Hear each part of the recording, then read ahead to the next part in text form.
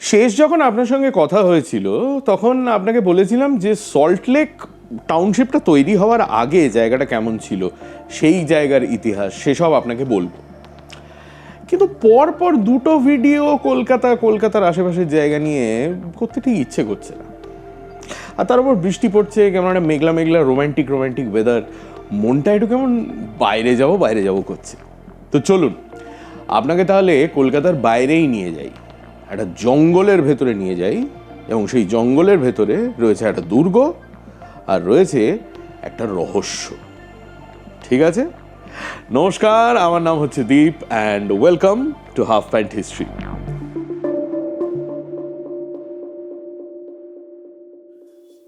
2021 সালের কথা। আমি জীবনে প্রথমবার জঙ্গলে যাব, উত্তরবঙ্গের চিলাপাতা ফরেস্ট। তো মনে হলো কারুর সঙ্গে একটু পরামর্শ করে যাওয়া উচিত। ফোন করলাম অভিনেতা সব্যসাচী চক্রবর্তীকে। বেনুদা শুধু ভারতেই নয়, সারা পৃথিবীতে জঙ্গলে ঘুরেছেন, ছবি তুলেছেন। উনি আমায় যেটা বলেছিলেন আমার আজও মনে আছে। উনি বলেছিলেন, দেখ, জঙ্গলে যাচ্ছিস মানেই যে জন্তু জানোয়ার দেখতে পাবি এবং দেখতে পেলেই যে তাদের দারুণ দারুণ ছবি তুলতে পারবি এটা ধরে নিস না। তুই জীবনে প্রথমবার জঙ্গলে যাচ্ছিস, তুই যাবি জঙ্গল জিনিসটা কেমন সেটা এক্সপিরিয়েন্স করতে।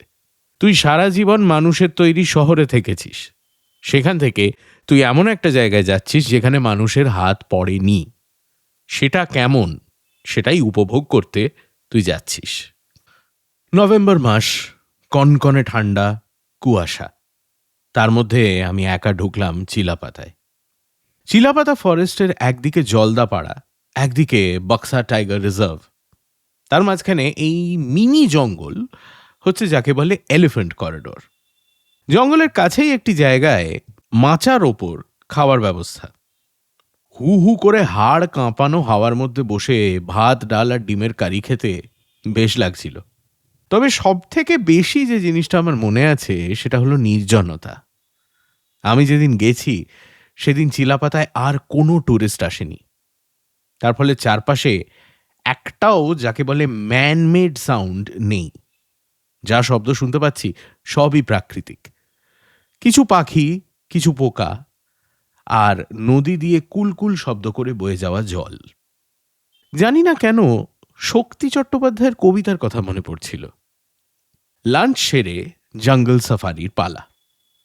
আগেই বলেছি সেদিন আর কেউ আসেনি, কাজেই একটা জিপসি বেরোলো শুধু আমাকে নিয়ে, সঙ্গে একজন গাইড এবং গাড়ির ড্রাইভার।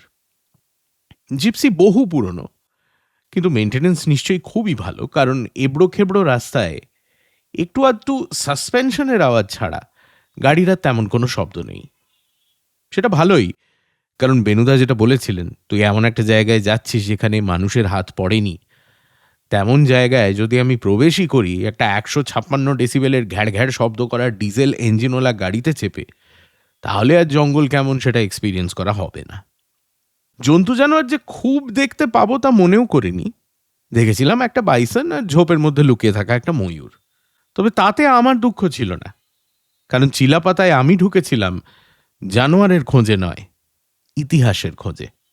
ভারতের অনেক রিজার্ভ ফরেস্টের ভেতরেই পরিত্যক্ত দুর্গ আছে।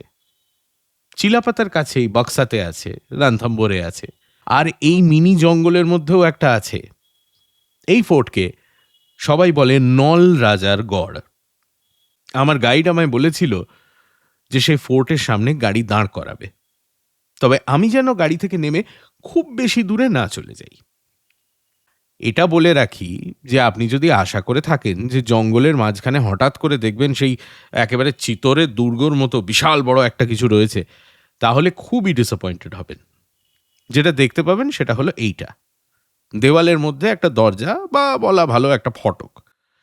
সেটাও পুরোটা দেখা যায় না, কারণ পুরো জিনিসটাই নাকি আস্তে আস্তে মাটির মধ্যে ডুবে যাচ্ছে। স্বাভাবিক, কারণ এই অঞ্চলে প্রচণ্ড বৃষ্টি হয়। তবে যে দুর্গের আজ মাত্র এইটুকু দেখা যাচ্ছে তার পিছনে কিন্তু একটা বিশাল বড় কাহিনী লুকিয়ে রয়েছে। প্রথম প্রশ্ন হচ্ছে যে দুর্গের নাম যে নল রাজার গড়, তো এই নল রাজা কে ছিলেন? 2021 সালে নল রাজার গড় নিয়ে একটি পেপার লিখেছিলেন বিধাননগর কলেজের ইতিহাস বিভাগের ভাস্কর রায়। সেখানে উনি লেখেন যে এই নল রাজা এবং তার রানী দময়ন্তীর কথা আমরা পাই একাধিক জায়গায়। ব্যাসদেব মহাভারতের বন পর্ব বা আরণ্যক পর্বতে এই নল রাজার উল্লেখ করেন। নিষাদ রাজত্বের বীর সেনার পুত্র নল, অত্যন্ত সুপুরুষ, রথ চালানোয় নিপুণ এবং অত্যন্ত ধর্মপ্রাণ। ওদিকে বিদর্ভর রাজকন্যা দময়ন্তী ছিলেন অত্যন্ত সুন্দরী। নল এবং দময়ন্তী একে অপরের কথা শুনেই একে অপরের প্রেমে পড়ে যান। একদিন রাজপ্রাসাদের বাগানে একদল সোনালী ডানাওয়ালা হাঁস এসে নামে। নল তাদের মধ্যে একটিকে ধরে। সে হাঁস নলের সঙ্গে রফা করে। নল যদি তাকে ছেড়ে দেয় তাহলে সে বিদর্ভ গিয়ে দময়ন্তীর কাছে নলের ভূয়সী প্রশংসা করবে। নল রাজি হয়। হাঁস বিদর্ভ যায় এবং তার কথা শুনে দময়ন্তী নলের প্রতি আরও আকৃষ্ট হন। ওদিকে রাজকুমারী দময়ন্তীর স্বয়ম্বরের আয়োজন হচ্ছে। নল ঠিক করেন তিনি সেখানে যাবেন। কিন্তু দেবতাদের মধ্যে ইন্দ্র, অগ্নি, বরুণ, এমনকি যমরাজ পর্যন্ত দময়ন্তীর রূপের কথা শুনেছেন। তারাও তাকে বিয়ে করতে চান। স্বয়ম্বরের পথে দেবতাদের নলের সঙ্গে দেখা হয়। তারা নলকে অনুরোধ করে তাদের হয়ে বিবাহের প্রস্তাব যেন নল দময়ন্তীর কাছে নিয়ে যান। নল রাজি হয়ে যান এবং দেবতাদের বরে অদৃশ্য হয়ে তিনি দময়ন্তীর কাছে পৌঁছন এবং বিবাহের প্রস্তাব জানান। কিন্তু দময়ন্তী বলেন তিনি নল ছাড়া কাউকে বিয়ে করবেন না। স্বয়ম্বর সভায় দেবতারা ঠিক করে তারা দময়ন্তীর পরীক্ষা নেবে। সবাই নলের রূপ ধারণ করে দময়ন্তীর সামনে বসে। কিন্তু দময়ন্তী ঠিকই আসল নলকে চিনে তার গলাতেই মালা দেয়। দেবতারা নলকে আশীর্বাদ করেন, দুজনের বিয়ে হয় এবং আগামী 12 বছর পর্যন্ত সবই ভালোভাবে চলে। কিন্তু নলের ওপর অসন্তুষ্ট ছিলেন কলি। একদিন সন্ধেবেলা পুজো করতে বসে নল পা ধুতে ভুলে যান। ব্যাস, কলি তাকে অভিশাপ দেন। নলের বিচার বুদ্ধি তিনি নষ্ট করে দেন। নল ধীরে ধীরে অবিবেচক হয়ে পড়ে এবং জুয়া খেলায় আসক্ত হয়ে পড়ে। একদিন সে নিজেরই ভাই পুষ্করকে পাশা খেলায় চ্যালেঞ্জ করে বসে। তার পরের ঘটনা অবিকল পাণ্ডবদের সঙ্গে যা ঘটেছিল মহাভারতে তাই। পুষ্কর নলকে পাশায় হারিয়ে দেয়। নল সর্বশান্ত হয়ে বনবাসে চলে যেতে বাধ্য হন। যাওয়ার আগে দময়ন্তীকে তিনি বলেন নিজের বাপের বাড়ি ফিরে যেতে, কিন্তু দময়ন্তী রাজি হন না। তিনি নল রাজার সঙ্গে বনবাসে যেতে চান। তখন নল রাজা এবং দময়ন্তী নাকি কিছু সময় এই চিলাপাতার জঙ্গলেই আশ্রয় নেন।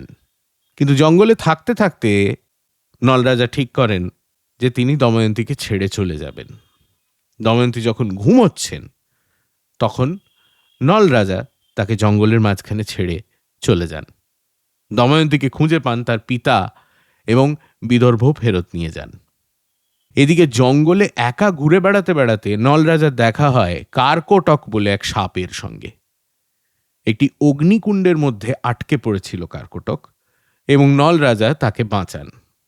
কার্কটক একটি কামড়ের মাধ্যমে নল রাজার চেহারা পাল্টে দেয়, যাতে কলির অভিশাপের তেজ কমে যায়। তার সঙ্গে সঙ্গে কার্কটক নল রাজাকে একটি জামা দেয়, যেটা পরলে তিনি আবার নিজের আসল রূপে ফিরে আসবেন। নল রাজা অযোধ্যা চলে আসেন এবং সেখানে বাহুক ছদ্মনামে রাজা ঋতুপর্ণর সারথি হিসেবে কাজ শুরু করেন। ওদিকে বিদর্ভতে দময়ন্তী নল রাজার আশা ছাড়তে পারেনি। তার পাঠানো এক গুপ্তচর তার কাছে খবর নিয়ে আসে যে অযোধ্যায় বাহুক বলে এক সারথি এসেছে, যে নাকি রোজ সন্ধেবেলা রাজাকে একটি কাব্য শোনায়। কাব্যের বিষয়বস্তু একটি মানুষ যে সব হারিয়ে যাযাবরের মতো ঘুরে বেড়াচ্ছে। দময়ন্তীর সন্দেহ হয় এবং তিনি ফাঁদ পাতেন। তিনি দূত মারফত অযোধ্যায় খবর পাঠান যে তার পরের দিনই তার আরেকটি স্বয়ম্বর সভা হবে।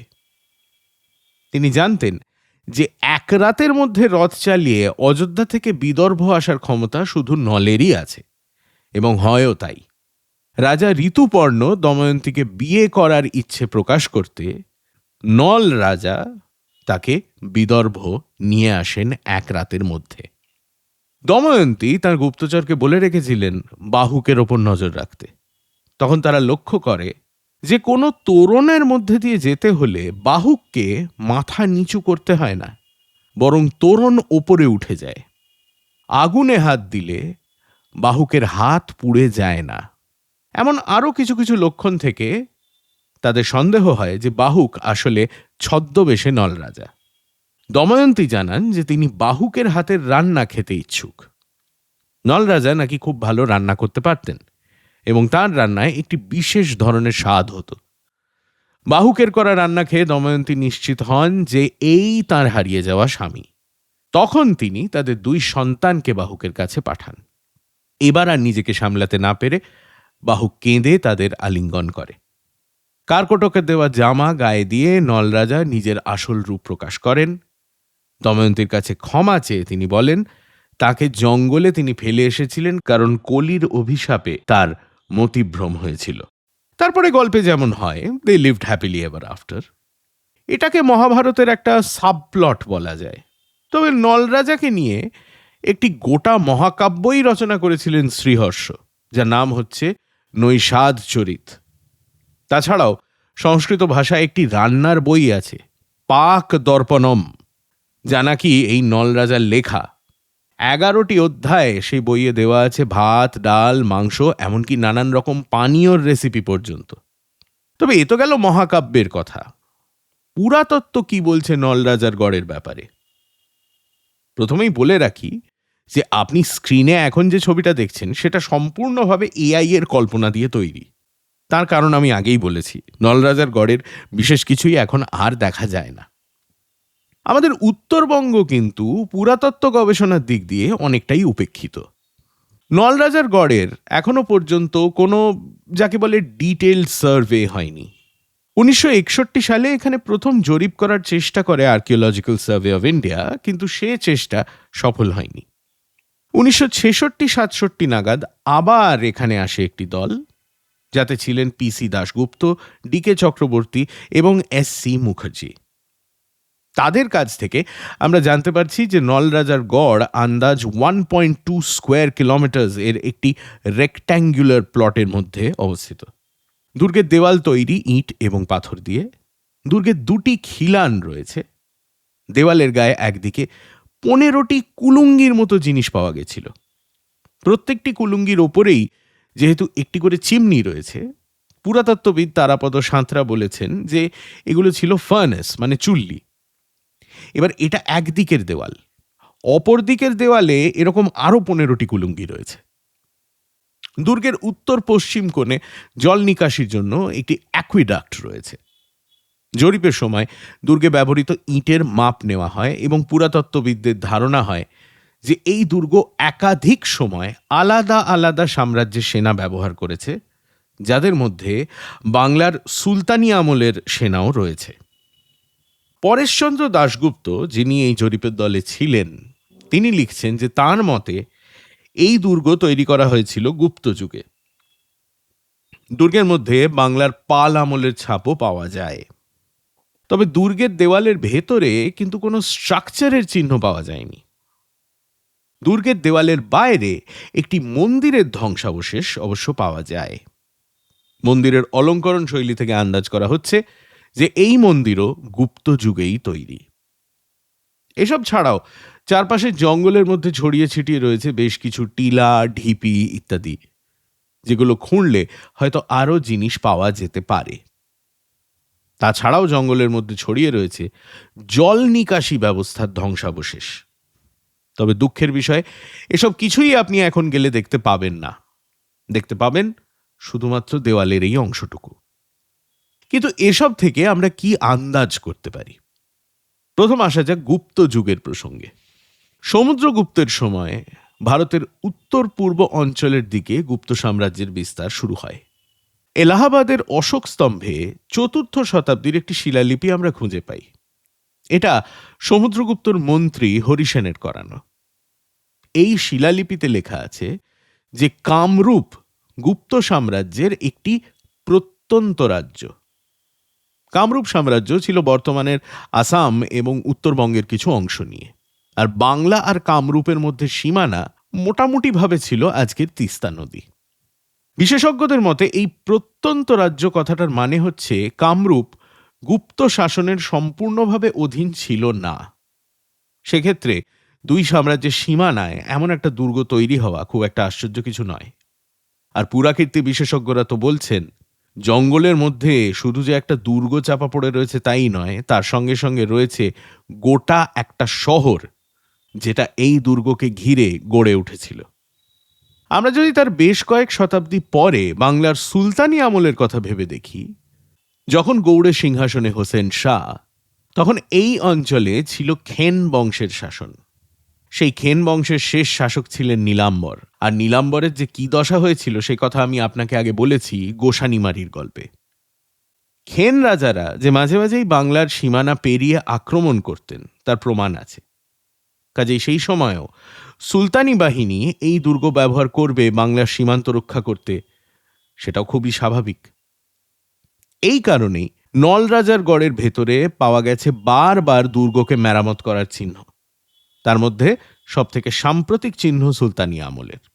সুলতানি শাসনের শেষে কোনো এক সময় দুর্গটি পরিত্যক্ত হয়ে যায় এবং তারপর থেকে ধীরে ধীরে জঙ্গলে ঢেকে যায়। সেই জঙ্গল সাফ করে দুর্গ এবং শহর খুঁজে বার করা অসম্ভব নয়। তবে তার জন্য দরকার লোক, বাজেট এবং সরকারি সহযোগিতা। 2025 সালে একটা কথা উঠেছিল বটে যে নলরাজার গড়ের রক্ষণাবেক্ষণের কাজ শুরু করা হবে, কিন্তু এখনো পর্যন্ত তেমন কিছু কাজ হতে আমি অন্তত দেখিনি। তাহলে এই ছিল নল রাজার গড়ের কথা। যদি এবার আগামী কয়েক বছরের মধ্যে নলরাজার গড়ে চিলাপাতা ফরেস্টে অ্যাকচুয়ালি আর্কিওলজিক্যাল এক্সকাভেশন শুরু হয়, এক্সপ্লোরেশন শুরু হয়, তাহলে আমাদের সবাইকার জন্যই ভালো, কারণ আমরা নিজেদের ইতিহাস আরও খানিকটা জানতে পারবো। আর জায়গাটা যদি একটু ডিগ করে পরিষ্কার করা যায়, তাহলে চিলাপাতা ফরেস্টের ভেতরে এক্সপ্লোর করার দারুণ নতুন একটা জায়গা পাওয়া যাবে। তার সঙ্গে সঙ্গে অফকোর্স ট্যুরিজম বাড়বে, ইত্যাদি ইত্যাদি, এইসব ব্যাপার তো রয়েছেই। কিন্তু সেটা হবে কি না, এইটাই হচ্ছে প্রশ্ন। দেখা যাক কতদূর কি হয়।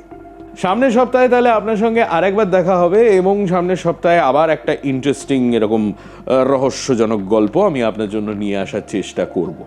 এর মধ্যে যদি আপনার কলকাতার কিংবা বাংলার ইতিহাস নিয়ে কোনো প্রশ্ন থাকে, সেই প্রশ্ন আপনি করে যেতে পারেন কমেন্ট সেকশনে। অ্যাজ ইউজুয়াল আমি আজকে যা যা তথ্য ব্যবহার করেছি আমার ভিডিওতে, সেই সমস্ত তথ্য সূত্র দেওয়া থাকবে ভিডিওর ডেসক্রিপশনে। যদি আপনি নিজে আরও লেখাপড়া করতে চান বা যদি আপনি আমায় ক্রস চেক করতে চান, তাহলে এই সপ্তাহের মতো আমার কথাটি ফুরলো, নোটে গাছটি মুড়লো। এরকম আরও অনেক গল্প শুনতে হলে ইনস্টাগ্রামে ফলো করুন আর ইউটিউবে সাবস্ক্রাইব করুন টু হাফ প্যান্ট হিস্ট্রি।